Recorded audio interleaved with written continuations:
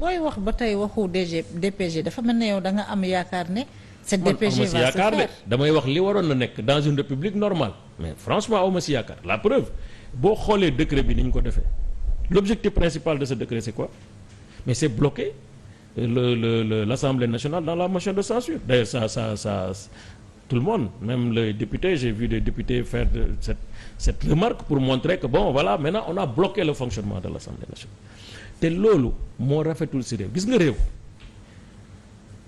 rafetal ak bienséance ak courtoisie ak élégance républicaine dans des relations avec les institutions loolu su génnee ci réew mooy y a plus rien da ngay waxtaan bëgg nga tas ay institutions parce que yëf yi fi mu départ d'abord un premier ministre doit faire sa déclaration de politique générale nga ne du ma ko def parce que seen règlement intérieur bi baaxul parce que d'ailleurs seen assemblée nationale bi amul qualité c'est les deux éléments de réponse xam nga loolu ci premier ministre mooy tooñ parce que assemblée nationale c'est la deuxième institution de la république même tey doonul bokk leen ay orientation waaw mais assemblée tamit y a eu de la légèreté quelque part c'est-à-dire bu ñu faire revenir le poste de premier ministre comment des gens qui doivent voter les lois mën na fàtte de réadapter le règlement intérieur de l'Assemblée avec le retour du poste de premier ministre aussi. Le règlement intérieur Assemblée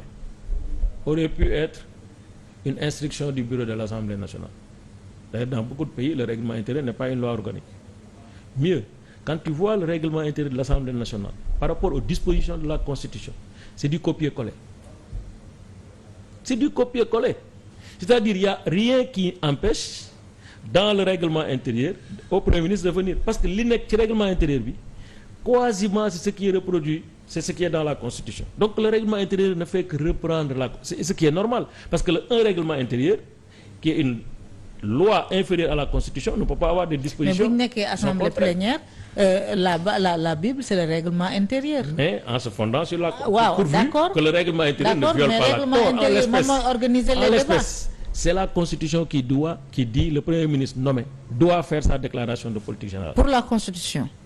Et on attend quoi? Le délai qui était prévu dans le règlement intérieur. Ce délai-là, c'est pourquoi? C'est pour permettre à un Premier ministre de se préparer en conséquence. Depuis le 15 juillet, man si li ma jàpp ci wax yi mooy le Premier ministre était déjà prêt.